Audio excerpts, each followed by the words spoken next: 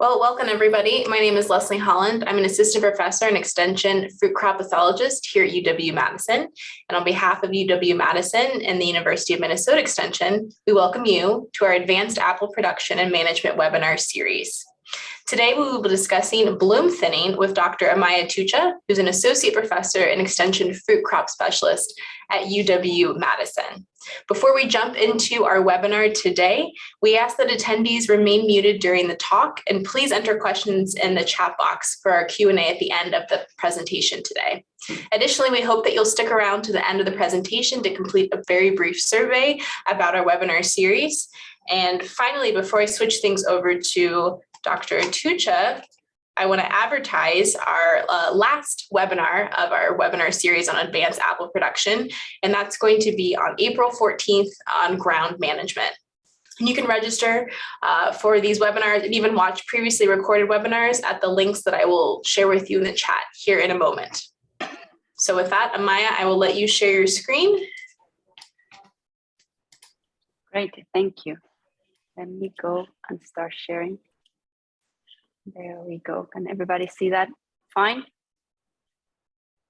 All right, so let's get started. So today I have prepared a presentation just summarizing a lot of information and research that has been done mostly on the East Coast. So a lot of research coming out of Cornell University on bloom thinning. None of the research and some of the information that I will present here has been research that has been done here at UW-Madison. I just want to disclaim that. It's just a summary of a lot of information that is out there. And I particularly want to introduce the Pollen Tube Model. I think that that's another tool that we have available through NUA, and there's a lot of interest on using that tool, but we really haven't had an instance in which we have go through a step-by-step training about how to use it, how to start playing with it, and I think that is a very powerful tool that can help a lot, especially for some of those biennial cultivars that we have, being mostly Honeycrisp. And I think that there's a great opportunity to use these tools, and they might seem a little bit intimidating, but I think that there's a lot of information and a lot of training out there for helping you implement these bloom thinning techniques. So with that, you might be wondering why, how many thinning opportunities we have. So the reality is that bloom thinning is just one thinning opportunity in a long list of thinning windows that we have. All of it, this crop management and the basically figuring out how much fruit you're going to leave in your trees is a process that you can attack at different windows. The first one will be pruning. So with our winter pruning is we start defining our crop load, and then that is followed by, I don't know why my slides are not advancing. There we go. That is followed by the bloom thinning, and then after that we also have our petal fall, and then we have our 10 to 20 millimeter fruit in which we can thin. And if you put this on a timeline, you can see here that, starting from early in January, March during our winter pruning, you can start defining that crop load. Then we have another opportunity during pruning at pink time, which is what is called the precision pruning. It's just a second opportunity to start defining that crop load. Then we have our bloom thinning, and then we have the petal falls and the post-petal falls, and then at the end, the hand thinning in the case of a thinning rescue when there's nothing else to do. So why would you want to do bloom thinning, and what are the benefits of bloom thinning given that we have all of these other windows to thin as well? The first one is that, bloom thinning, doing this early thinning is really beneficial for return bloom. And in the past year, we have had a lot of issues with return bloom here, especially in Wisconsin. Last year was a year that we had a pretty bad return bloom. We had a very low bloom, and sure that it's not, the only reason is not that we had really heavy crops. Obviously, the weather every year is different, and every year we have some crazy thing happening with the weather, and that definitely affected our return bloom. But doing bloom thinning is one option to really reduce crop load and ensure that we will have good flower induction and differentiation for the following year. And this is especially true for varieties that tend to have flower induction and flower differentiation really early on. And that's the case of Honeycrisp. There's some research out there that shows that those flower buds start differentiating really early on during the summer, even before we start thinning for the following year. So if we don't tackle that crop load, we don't reduce that crop load early on, a lot of those small little fruitlets that are developing and have those seeds that are producing a lot of plant hormones are inhibiting the formation of flowers for the following year. So being able to reduce the competition and take out a lot of those fruits that are producing some of these plant hormones early on with the bloom thinning, it's definitely going to be beneficial to ensuring return bloom. The other reason is that the earlier we remove this competition, the more resources are going to be left for the fruits that are left until we harvest them. So the earlier we thin, the larger the fruit. And then we also have that bloom thinning is actually a really good option for organic growers that cannot use some of our regular synthetic hormonal products that we will use after bloom. So this is really a good option for organic growers. We also have this new model, the Pollen Tube Model, which take a lot of the uncertainty of bloom thinning. And I think that because of this new model that we have, bloom thinning is even a better option, and that growers should consider the possibility of reducing their crop load starting early on with during bloom. However, there are some limitations to bloom thinning. One of them, and we're all very familiar with it, is frost. And so every year, and certainly last year was one of them, we have a lot of spring frost. And I know that this is one of the reasons why many growers don't want to implement bloom thinning, just because they're scared that after they've done the thinning, we will have a spring frost, which is very common here, and that will result in very low crop overall.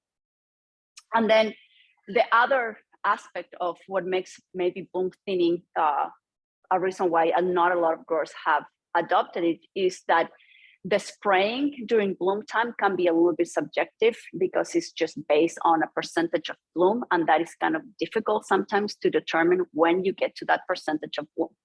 Okay, so those are, I think, maybe the two major limitations of doing thinning during bloom time. So let's talk a little bit about the basics about how this bloom thinning works and how this pollen tube model works. So you can see here, there's this drawing here, this image here is a representation of apple flower, and there's the different parts of the flowers. So what we're most interested in here is what we call the pistil. So the pistil is shown here with this black circle, it's circling, is where the pollen is going to land on top of this stigma, and then that pollen is going to go all the way down through the style into the ovary of the flower, where the ovules are going to be fertilized, and that is going to trigger the formation of the fruit.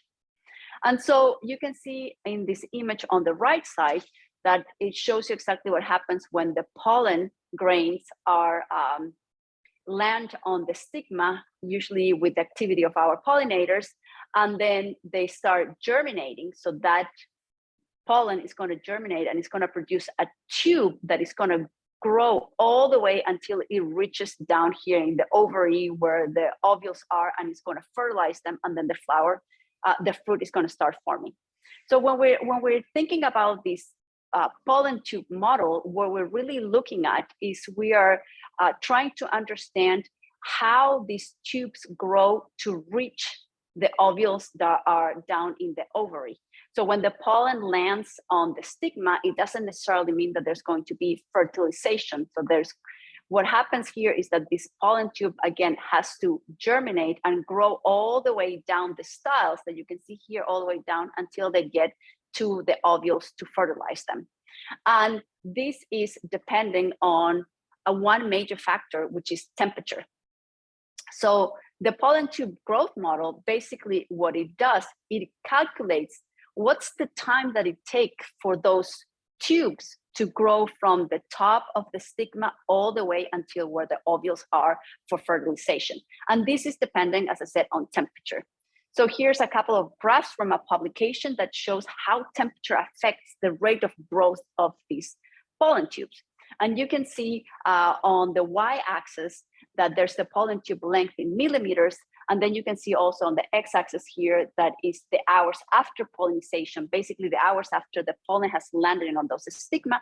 And depending on the temperature, you can see a really high temperatures, like around 28 Celsius, 22, 28 Celsius, or something about like 70, 75, how those pollen tubes grow much faster than if you have lower temperatures in the 50s, in which the pollen tubes take longer to elongate and get there. And then when you go to really high temperatures in the 30 Celsius or around 90 Fahrenheit, those pollen tubes actually decrease the rate of growth just because their desiccation is too hot. So temperature will affect how fast that fertilization is going to happen.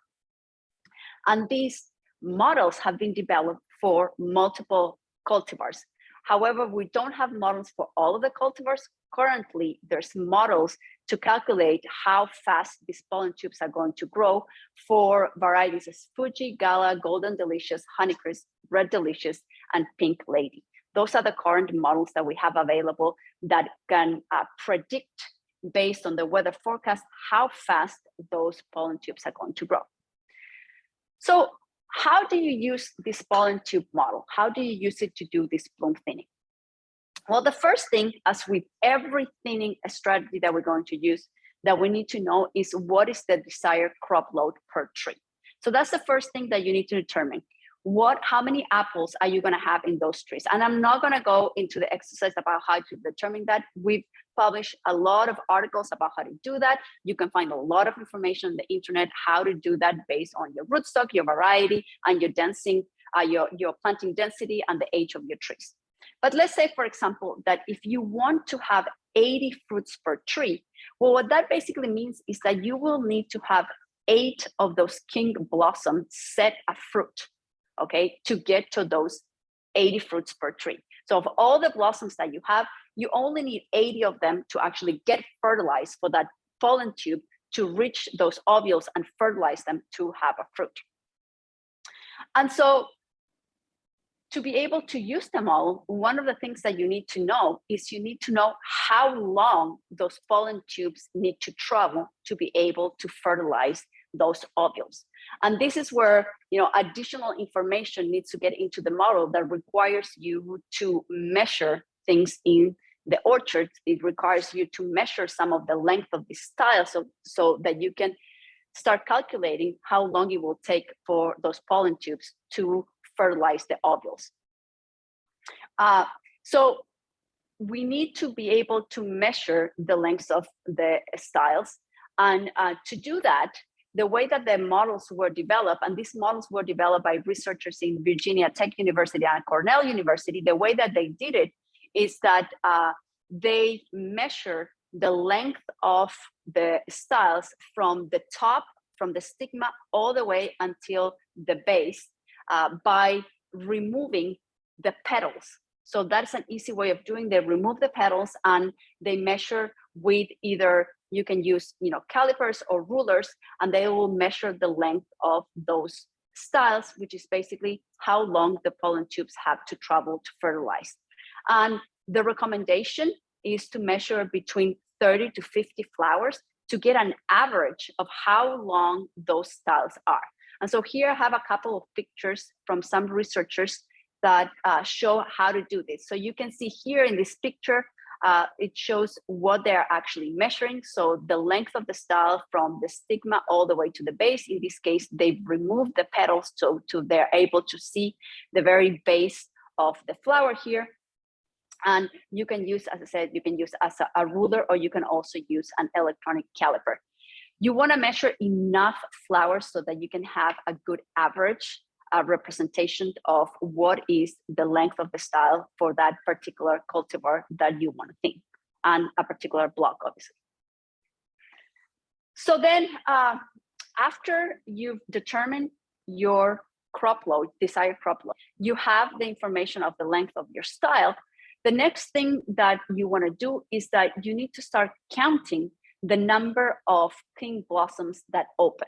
Because again, what you're trying to do here is, if you want 80 fruits per tree, you're trying to estimate when those 80 first flowers that open in your tree are fertilized, and then you want to be able to suppress any further fertilization of any of the other flowers that are going to open afterwards.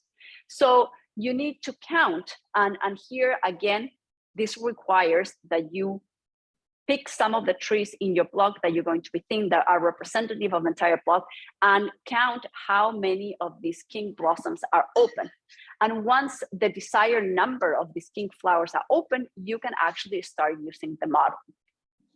And so what you would do is that you would start using the model once those 80 flowers in the example that we're giving are open. You'll start using the model, and the model will tell you when those are going to be fertilized, and it will, when it gets to 100% of the growth of those tubes, that they will fertilize the ovules, then you are able to apply your first thinning that will basically just burn out all of the other flowers that will open afterwards. In that case, you will only have those 80 flowers that have set a fruit. So you have to do additional thinning sprays with whatever material you're going to use to be able to stop other flowers from setting a fruit. And so I know this sounds complicated, but I just want to go back and say, what are the main steps and what are the things that you need to consider before using the model? The first one is that you need to figure out what is your desired crop load. And this would depend on your cultivar, on the age of the trees, on the root stock that you're having, and on the density quantity of the density of the planting in your block. The second one will be that you need to know what is the length of your style, because this is a piece of information that you have to put into the model. And then the third one is that you need to count the number of king blossoms that are open in the tree. And you would only start using the model when the last flower, the last king flower that you need to achieve that desired crop load has opened and has been pollinated. So I have a couple of screenshots of NUA for those of you that are not familiar with it, but I did include, and I think that Leslie is going to put the links into some videos from NUA, because I don't have time to explain you how all of NUA works, but there's a lot of videos that are out there about how to use them, and she's going to put them in the chat that explain step by step how to set up your NUA profile, how do you find the station that is closest to you, or if you already have a station, obviously you're going to use that one, and how to find the pollen tube model. So this is a screenshot of the weather station that we have at West-Madison Agriculture Station. And here is the landing page. You will have to create a profile if you already don't have one, and find the crop load management tools for Apple. And then in there, you will find the pollen tube. So when you go into this and you find the pollen tube, the first thing that you need to do is that you need to create for every block that you're going to be thinning with this model, you need to create its own set of information. And so in this case, it's very simple. You can see here, there's a create a block that you click on it, and you can give a name to your block. You need to choose the cultivar, the variety you're going to use. And here is the ones that I said that the model is available for. In this case, I chose Honeycrisp. And then the next thing that you have to do is you have to here put the length of the styles that you measure. Okay, so that is really important, because basically what the model is calculating is how long it's going to take for those pollen tubes to travel this entire length of the style. So this is a really important piece of information that you need to determine before you can use the model. And so after you do that, you will start the model here, where it says start the model, the day and the time that you figure out that the last king blossom flower has opened for the desired crop load that you want. So in the example that we say 80 fruits per tree, we would start the model once you figure out that 80 king blossoms are open, okay? And so that's when you start the model. And so in this example, I just, created something that it would start in this case, March 1st. Obviously, there's no flowers right now, but it's just an example. And what it shows you here, based on the temperature, it tells you how long it will take based on the weather, the past weather and the weather forecast to get to 100% of those length of the style, how long it will take until those pollen tubes are going to reach the ovules. And that's when you decide to apply your thinning, when you get to 100% of the length. And so this next example, I said, okay, in this case, actually, I did not wait to 100%. You can see that I introduced the first thinning application when we got to 60%. And then what the model is going to do is going to reset, because you basically just burn out all of the other flowers. And then it starts counting all over again for the following flowers that are going to open right after you've done your thinning spray, because that thinning spray is mostly by contact. And so if the other flowers are close, they're not going to be affected by that thinning spray. So that's why you need to do multiple thinning sprays. Those links that I share with you are really good and explain you how to set up all of this step by step. So I'm not going to go into this. There's more videos that we can share, and I'm sure that we're going to be writing more articles about this during the growing season, with links and videos that explain how to set up the profiles in NUA, but also how to set up these blocks and add the information. So the model is great, but as every model, it has some limitations.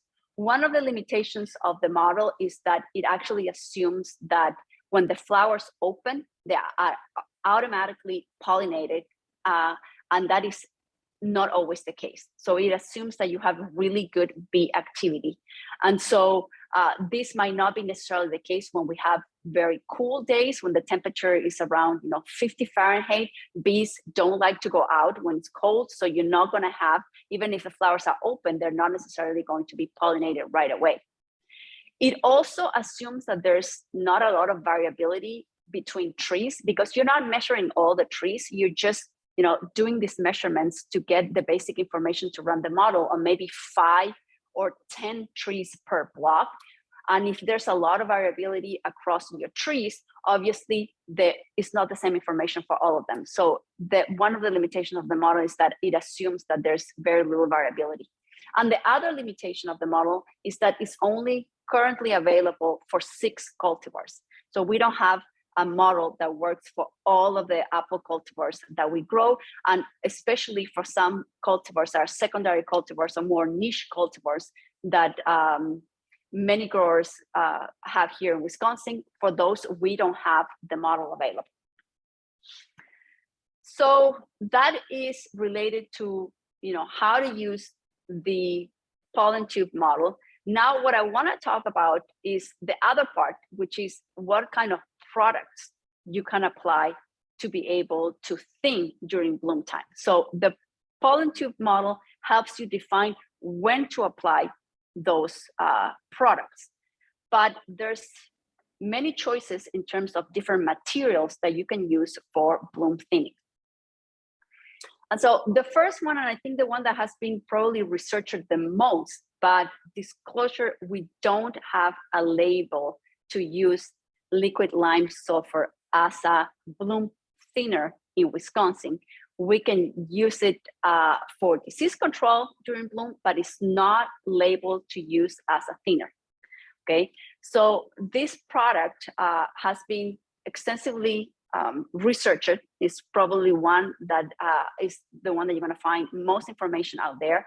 What the lime sulfur is going to do is going to burn these pistils, the stigma of the pistils. And so when that happens, when you apply this product, the flowers are not going to be able to be pollinated and fertilized anymore because you burn the stigma and the pistils. And so the pollen tubes cannot grow, and then there will be no fruit. That's how it works. It's actually basically burning the pistils.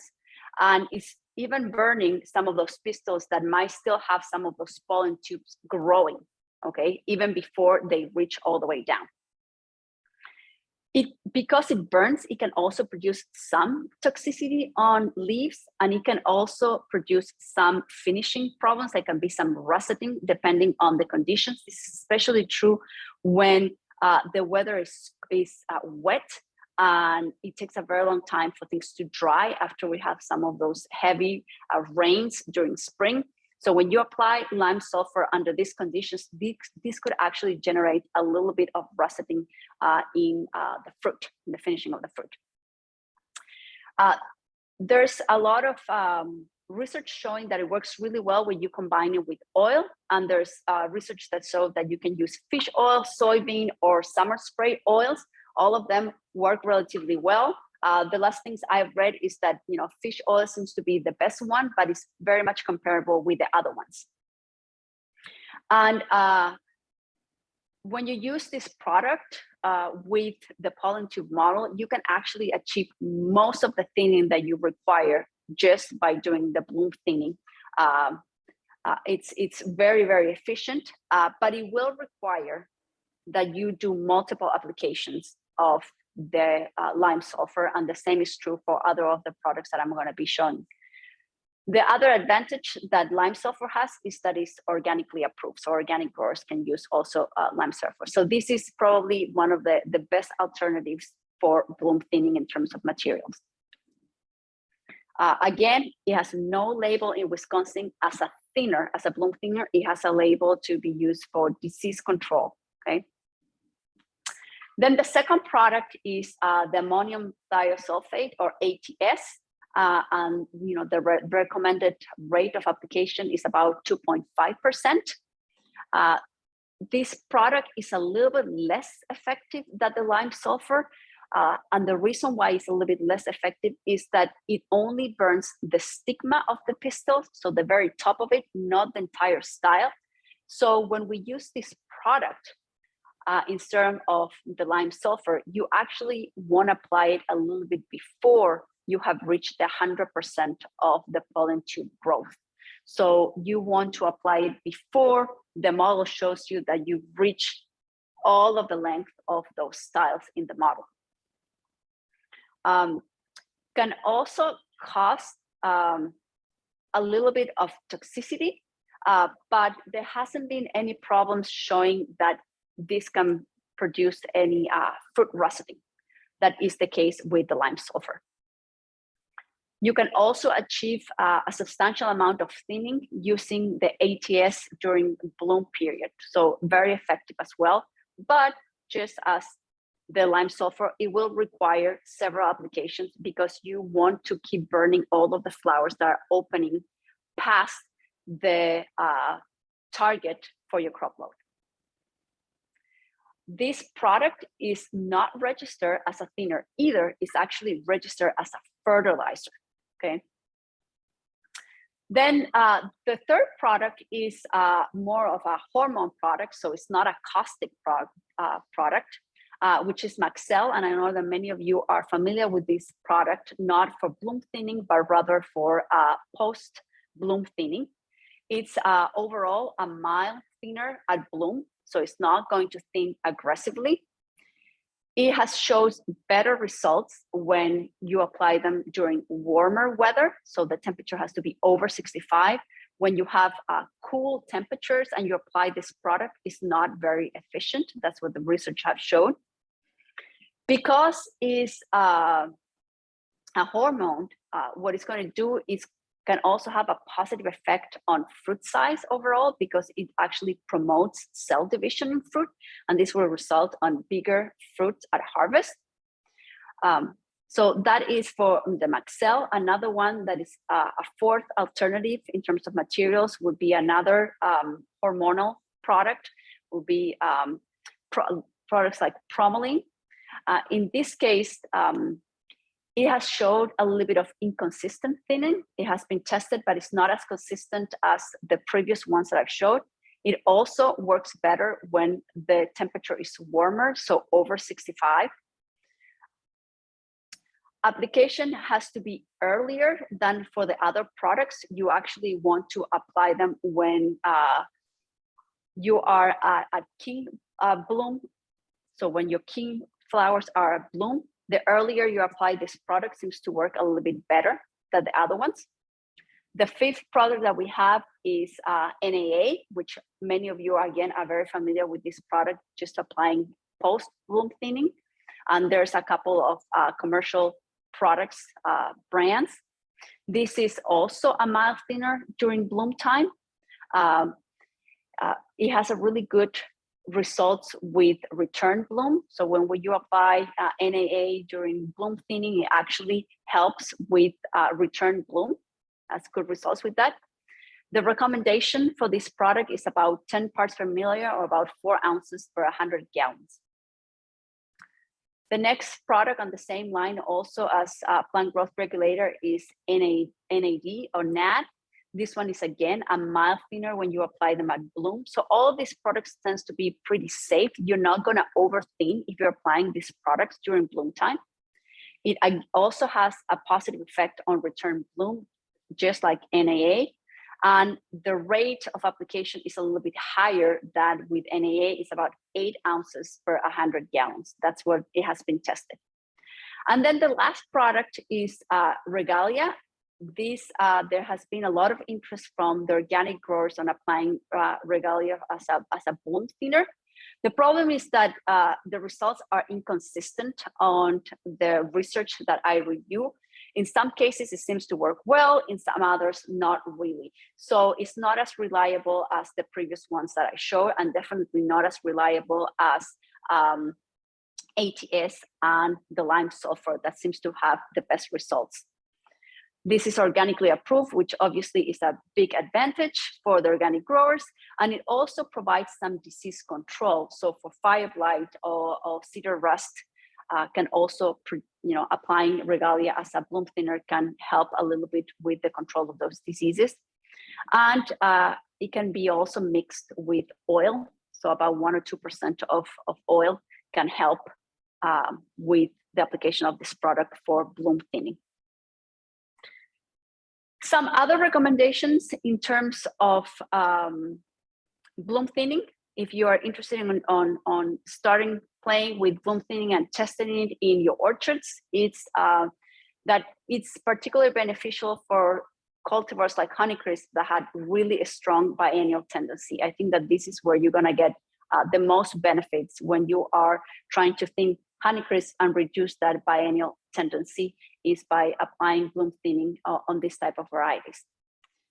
The Pollen Tube Model, if you use it in conjunction with ATS or the lime sulfur, that these caustic products that will burn the flowers, they can work really well, both of them together, and you can get most of your thinning done during this time. Again, I know that a lot of the growers are worried about spring frost, so that's something to take in consideration. Unfortunately, we can't predict how the years are going to be, if we're going to have a spring frost or not. But one of the things that I think is important is to know that you have multiple windows for thinning, and that maybe starting reducing the load of fruits that you have in your trees early on, with using maybe one application of bloom thinning and following up with another application, just to be safe. If you're not comfortable with doing all of your thinning at bloom time, following up with a post bloom or a petal fall thinner application could be a good alternative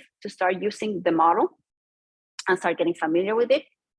And then also just to remember that these caustic products can produce some russeting on the fruit. So if you're going to use them for bloom thinning, make sure that you're not applying them when we have really wet conditions or slow drying conditions, because you might be ending up with some russeting on your fruit. So with that, I think that there's a lot of information, and I want to leave time for questions. And so just all that I have prepared for now, and I'm just going to jump into any questions that people might have. Thank you so much, Amaya. I open the floor to either unmute and ask your question or enter your question into the chat.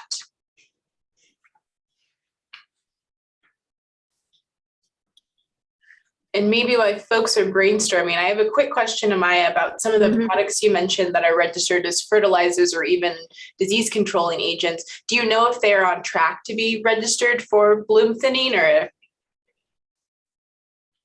No, I don't know. And I don't think there's been any work here in Wisconsin to be, nobody that I know that is working on trying to get those registered in Wisconsin.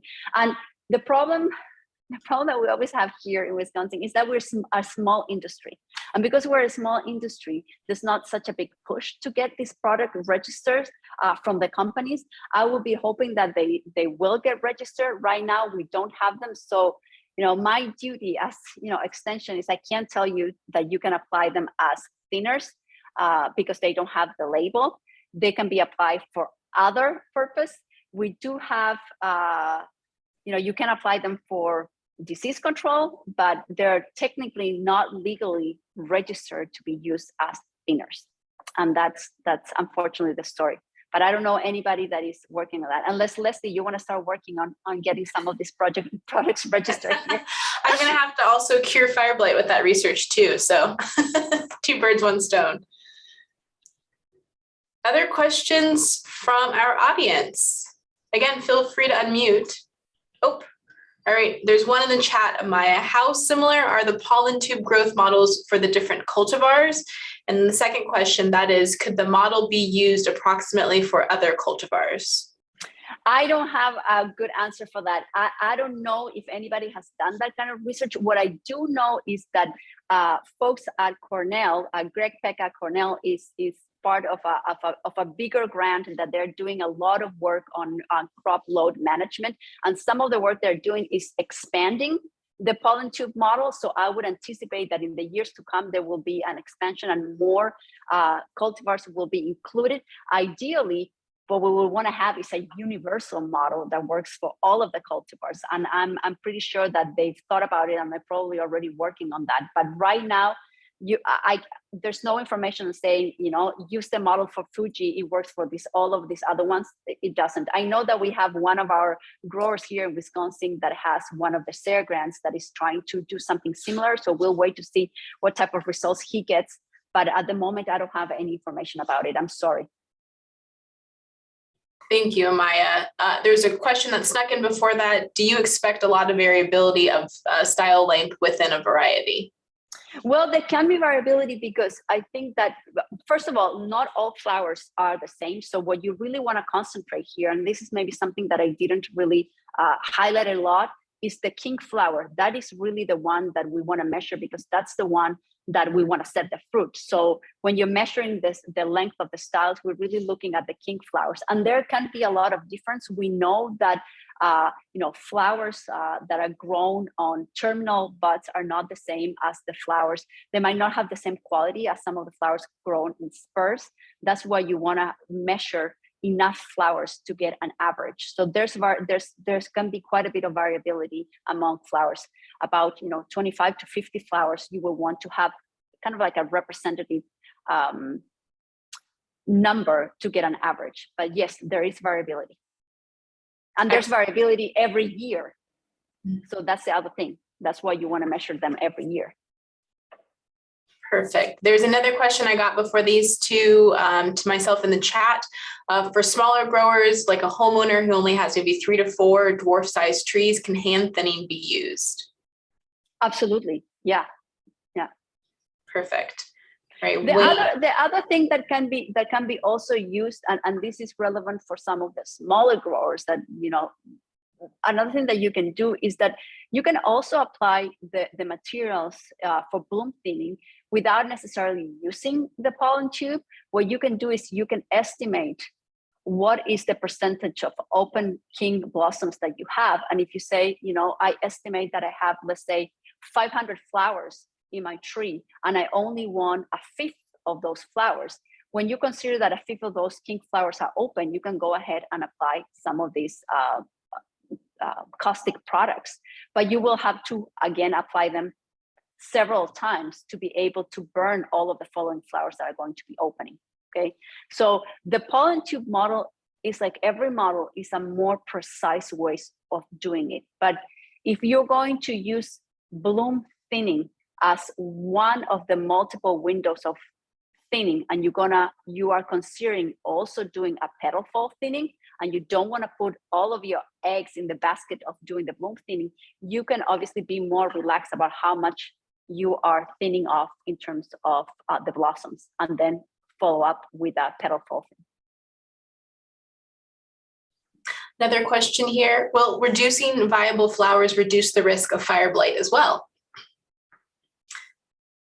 I guess I can answer that yes. one too. Yeah, it's less places for the bacteria to colonize. It will absolutely reduce the number of potential infection points on your tree. So, okay. I wanna give one information. I have there's a message that was sent to me by Anna Wallace. I know that Anna is one of the new fruit specialists at Michigan State, and she said that in conversations that she has had with Maroon and other members of the industry, it seems that the new formulations of regalia are not caustic anymore, so they're not effective as thinners. So thank you for sharing that. I didn't know that the new formulations of regalia are not caustic anymore, so they don't burn any of the flowers, so they're not going to be effective as thinners. Thank you for sharing that. Excellent. Yeah, that's a great update. Are there any negative effects to pollinators using the chemical thinners? None of the products that are used are anything. There are no insecticides, or they're not like 7 that we usually concern about. Not that I know. Okay. And too bad that Christelle is not around, but I haven't heard or read that any of these products are toxic to our pollinators. Okay. Let's see. Oh, we've got another one. What is the mechanism of action for non-burning products? Sure. What they do is they mimic plant hormones. So in a lot of these cases, what they're doing is they are increasing cell division. And by increasing cell divisions, they're making some of those fruits that have set be a stronger sink for carbohydrates. So they make them better competitors. And so that's the way they're thinning. And because when we apply them during bloom time, there's very little fruit that has been set. That's why they're very mild thinners. So they're mostly helping. And that's where, they help with increasing the final size of the fruit, because they're increasing that cell division. So they mimic how some of the plant hormones are produced in the seeds and the ovaries as they are enlarging. That's what these external plant hormones that you're applying are doing.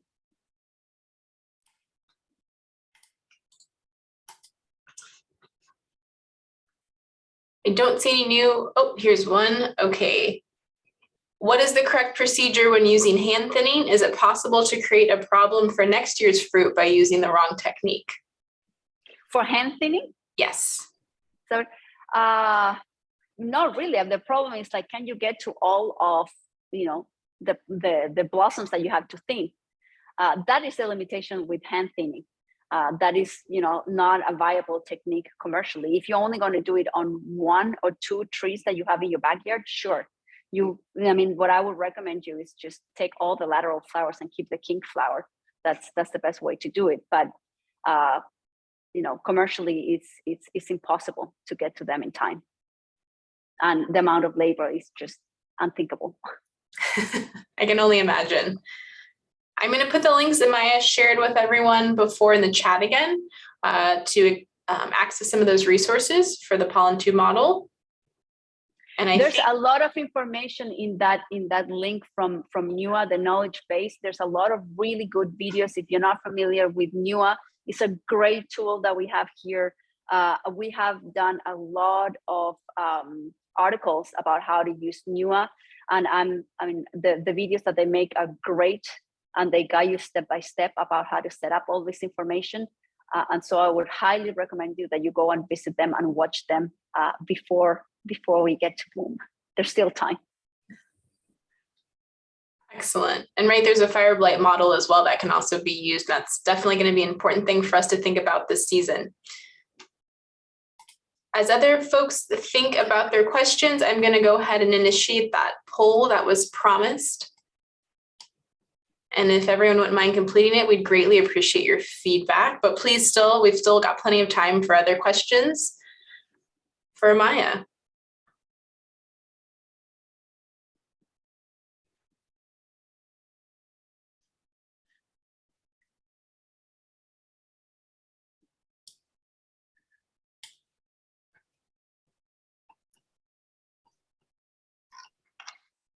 I'll also go ahead and put in our links. So you can, oh, let's see, I've got another. Okay, are many growers in the Midwest using LLS to bloom thin with success? I know that some growers have been using it and they've been successful at it. I think that the problem that we have here, especially in Wisconsin, is the spring frost. So last year we talked about bloom thinning, but it was also the year that we had quite a bit of spring frosts, and we did see substantial damage. And I think that that's when a lot of growers get scared, whether it's the lime sulfur or any of the products during bloom times. But I've heard of some growers that have used lime sulfur, and they've been very happy with the results. It's definitely, there's a lot of experience on the East Coast. And I know that a lot of the growers in Washington State, they use lime sulfur as their preferred product for the bloom thinning.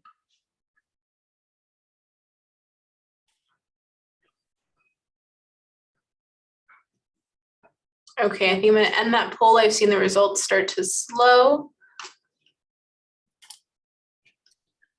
Okay. I'm again going to put the links in for watching recordings, including today's webinar on our YouTube channel, as well as the YouTube channel for University of Minnesota Extension, as well as our registration link to register for our last webinar of the series.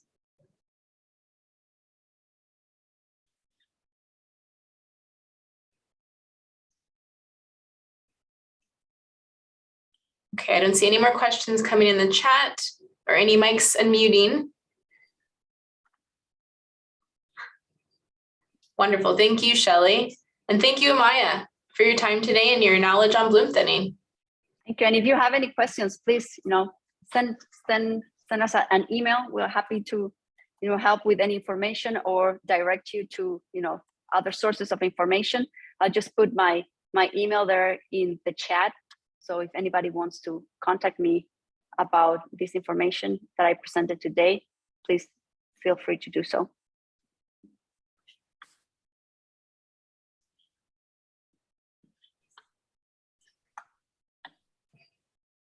Excellent. Well, wonderful job.